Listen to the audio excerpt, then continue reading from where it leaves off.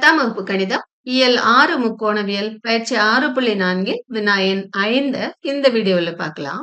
பயிற்சி 6.4ல 5வது வினா பாருங்க.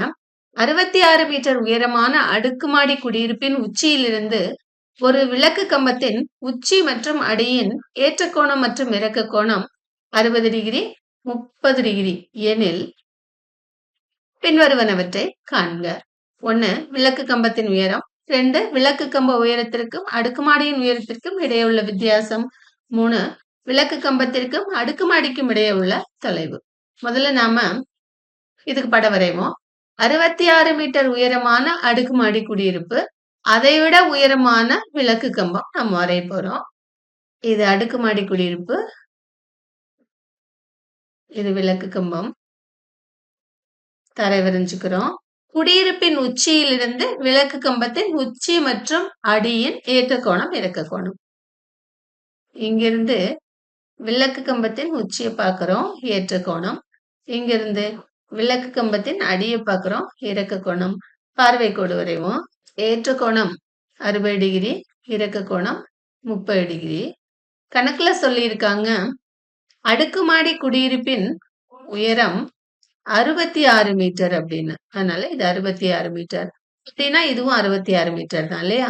ஏ பி சி டி இ போட்டுக்கலாம். நம்ம கிட்ட 2 செங்கோண முக்கோணம் இருக்கு. முதல்ல செங்கோண முக்கோணம் ஏசிஇ எடுத்துக்கிறோம். இதுக்கு டான் தீட்டா எடுத்தீங்கன்னா உங்களுக்கு ஏஇ கிடைக்கும். அதை பயன்படுத்தி செங்கோண முக்கோணம் ஏஇடில டான் 60 எடுப்போம்.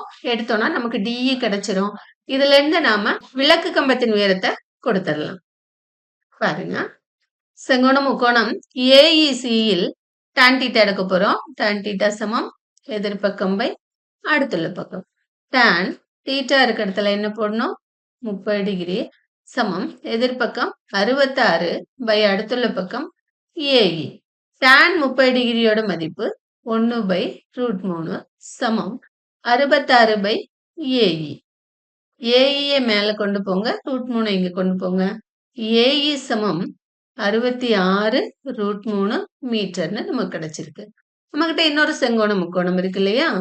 செங்கோண முக்கோணம் ஏஇடி எடுத்துக்கிறோம். அதுக்கும் டான் தான் எடுக்கிறோம். டான் 60 டிகிரி சமம் எதிர்பக்கம் டிஇ பை அடுத்துள்ள பக்கம் ஏஇ.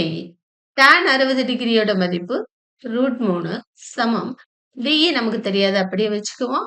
ஏஇ நமக்கு தெரியும் 66√3. டிஇ வேணும்னா 66√3 கொண்டு √3 பெருக்கிக்குங்க. டிஇ சமம் 66√3 இன்டு √3 சமம் 66 இன்டு 3. 3ஆல பெருக்குங்க. 3 18 8 மீதி 1. 3 18 1 19 198 மீட்டர். முதல் வினாவுக்கு விடையளிப்போம். விளக்கு கம்பத்தின் உயரம் சமம், விளக்கு கம்பம் இங்க இருக்கு, அதனுடைய உயரம் வேணும்னா சிடி வேணும். சிடி நமக்கு எப்படி கிடைக்கும்னா படத்துல சிஇ கூட டிஇ கூட்டினீங்கன்னா கிடைக்கும். படத்துல சிஇ எவ்வளவுன்னு போட்டிருக்கோம்? 66 மீட்டர். அதை இங்க போட்டுக்குங்க. 66 பிளஸ் டிஇ இப்பதான் கண்டுபிடிச்சோம் 198. கூட்டினோம்னா 8 8 6 14க்கு 4 மீதி 1 9 1 10 10 6 16க்கு 6 மீதி 1 1 1 2 264 மீட்டர்னு நமக்கு கிடைச்சிருக்கு. விளக்கு கம்ப உயரத்திற்கும் அடுக்குமாடியின் உயரத்துக்கும் இடையே உள்ள வித்தியாசம். நீங்க நல்லா பாருங்க, விளக்கு கம்பம் இங்க இருக்கு, அடுக்குமாடி இங்க இருக்கு. ரெண்டுக்கும் உள்ள உயரத்துல என்ன வித்தியாசம் அப்படின்னா டிஇ தான் வித்தியாசம். டிஇ நாம கண்டுபிடிச்சிருக்கோம் இல்லையா 198 மீட்டர்னு. அப்படின்னா இரண்டாவது வினாவுக்கு என்ன விடை? 198 மீட்டர்.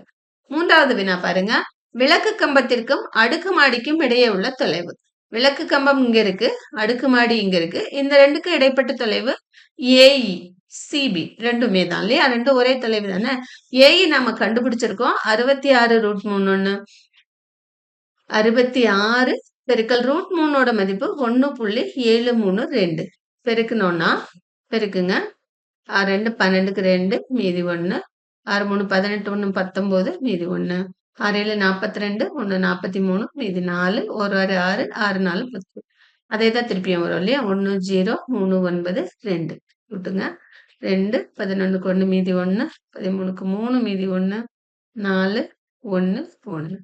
114.312. இரண்டாவது வினாவுக்கு என்ன விடை? 198 மீட்டர்.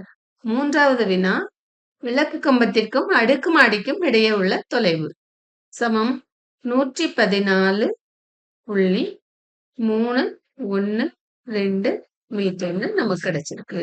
நன்றி மாணவர்களே.